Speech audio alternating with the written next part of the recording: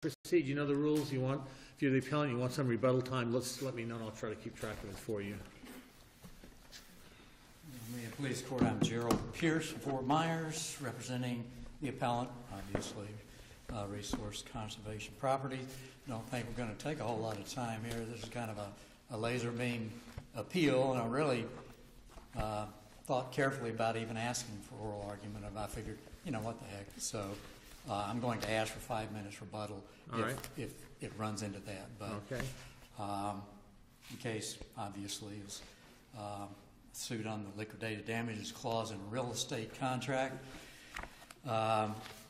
which is part of the sales arising out of a development by my client's predecessor. The only point, well, this was a dismissal of the complaint. We brought an action on the liquidated damages clause, clause 12C, and the buyers moved to dismiss, claiming that there was a violation of the law in Justice Grimes' case in 1991. I remember that very well, the La Famine case, running into the Flaubert contract from that time, when we had the very strange creature. The liquidated damages is just kind of something oddly distasteful about it, and just Judge Grimes, or Justice Grimes, did a real nice job. I said Judge, didn't No, I still say Judge Grimes as well, because he was here for such a long time. He was really something. But he really laid it out in terms of what the issue is with the liquidators. And as I understand your position, you're stuck with paragraph C. As I understand, your clients are the one that drafted this contract, correct? Correct. All right. And one of the sentences in that clause that you hope that just simply gloss over, that's the troublesome clause that I think was concerning the judge. And that clause is, when you look at it, the language dealing, quote, in addition to all other rights the parties may have. That's the offending language, which I believe the trial court here indicated. It opens up a lot. And you're taking the position, you just gloss over it and look at the remaining. I think you cross over the comma and take a look at what it says after that, and it says the parties have, either party has the right to sue for specific performance. But why have that language, though? And that's the part it's just an introductory clause. And if that gives the right to do anything you want to do, why is there the language there saying there's the right for either party to sue for specific performance? Wouldn't it have been easier to simply get rid of that sentence? Like your clients could have easily started by saying if seller or buyer default and go through, comma, either party shall have the right to enforce this agreement through specific performance, and not have that. It certainly could, but it does not have the option in there. And by taking that language and implying, and that's exactly what it's doing, an option, then you run into Justice Grimes' La Famine v. now I've forgotten who it was. Barron case, which renders the entire damages provisions, was very carefully and in great detail spelled out. The liquidated damage provision renders it meaningless, and in essence, this party has no remedy at all because, as you can, well, we're going to have to go beyond what's in the record, since all we've got is the complaint. But we have, and I'm not going to do that, obviously. We have a developer who has this in every contract and made the provisions that we want this development to be built. We don't want people just investing in it. And this is the time of the big bust in 07, 08.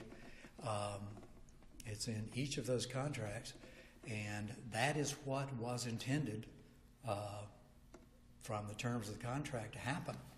Specifically, it says what happens if that default occurs, and by reading in an additional remedy, it erases a huge part of the contract and essentially takes away any ability for the developer to recover anything, because they're not going to be able to show actual damages as a practical matter when you're building. I mean, now we're getting into speculation as we must, because all we've got is a complaint here. No, but I guess the problem is we're not reading into it. It actually states that sentence is in existence. So it's different from another contract where the trial judge read something into. This is a specific sentence that very clearly says, in addition to all other rights the parties may have. Those are the rights in the contract, and the parties have many rights in the contract. That does not necessarily bring in provisions which will render part of the contract invalid. And in order to bring them in, it does have to be applied. There's nothing about an option there. This refers to the rights the parties may have, and it is an introductory clause, and it does not give any specific rights at all. If it's giving all rights, then there's no reason, as I've already said, and I'm wasting your time, there would be no reason for it to say their specific performance rights were there for either party.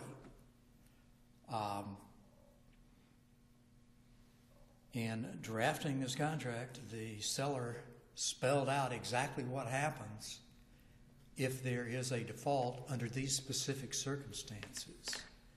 And reading in something that takes away all that part of the contract, totally rendering it in every contract meaningless, is inappropriate, even according to the interpretation cases cited by the appellee in their brief. This is reading into the contract a right. It says generally all the other rights. Parties had lots of rights. This is a huge contract. In addition to all the rights the parties have, that doesn't mean they have the right to do something that is going to render part of the contract illegal.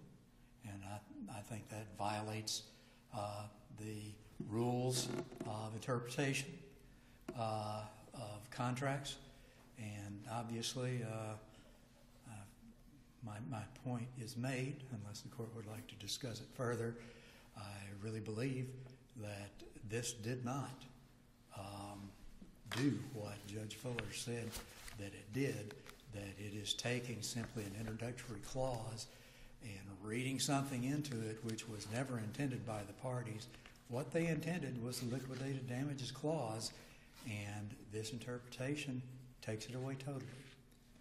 And we would request that the dismissal be reversed and this cost from that, etc. You've got your 5 minutes. Thank you.